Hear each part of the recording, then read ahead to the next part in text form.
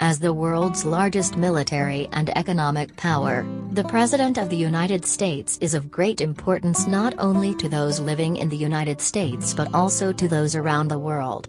That is why the results of the November 3, 2020 election will have an impact on the world. American politics is basically based on a two-party system. The U.S. president is elected from one of these two parties. The two largest parties are the Republican Party and the Democratic Party. The Republican Party is a conservative party. The Republican Party has nominated President Donald Trump for the presidency in 2020. President Donald Trump is desperately seeking re-election after completing a 4-year presidential term.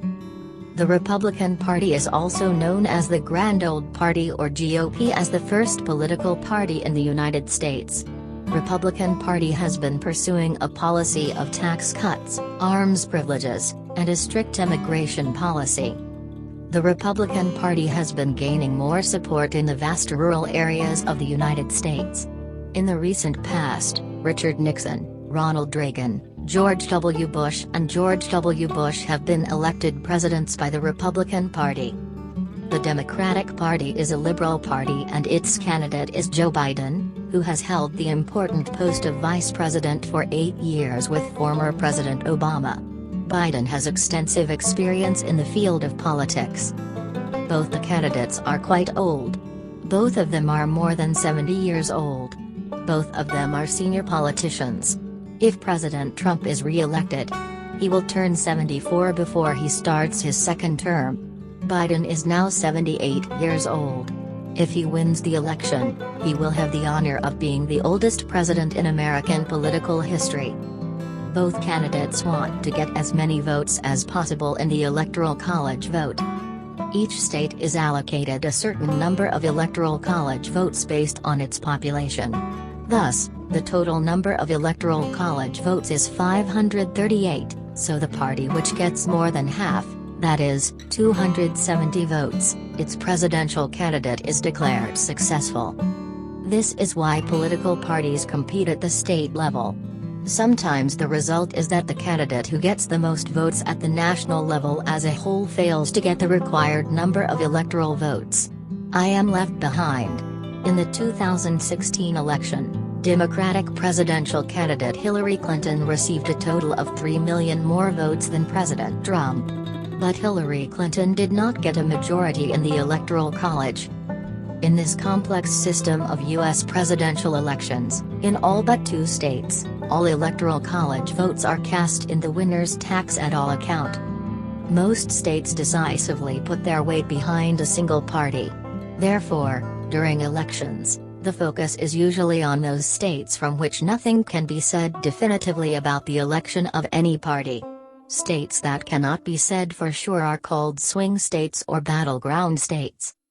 In the American political system, if you are an American citizen and over the age of 18, you have the right to vote.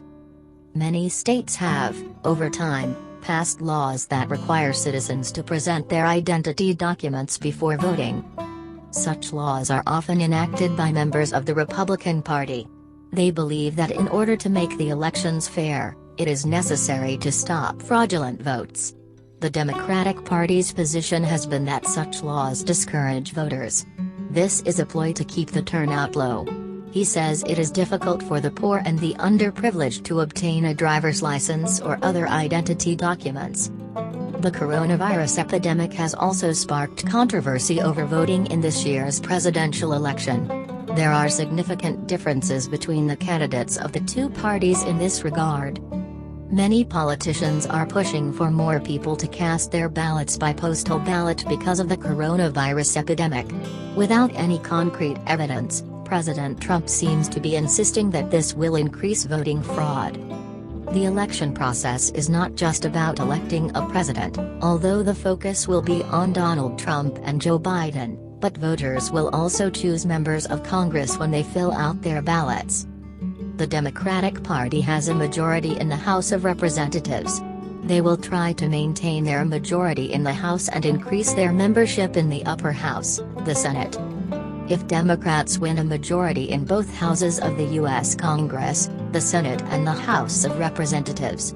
So he could effectively block President Trump's plans if re-elected. All 435 seats in the House of Representatives are being elected. New representatives will also be elected too. The 33 Senate seats. It may take several days to count the votes. The very next morning after the election, it becomes very clear who will be credited with the success of the election. President Trump arrived in New York on the second day of the 2016 election at 3 p.m.